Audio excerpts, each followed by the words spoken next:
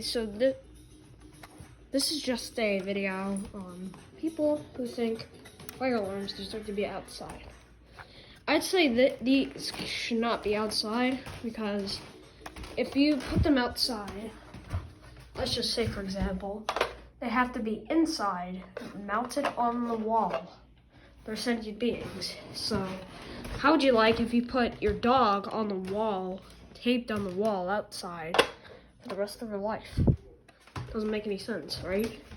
Also, you cannot paint fire alarms because if you see closely, it says do not paint.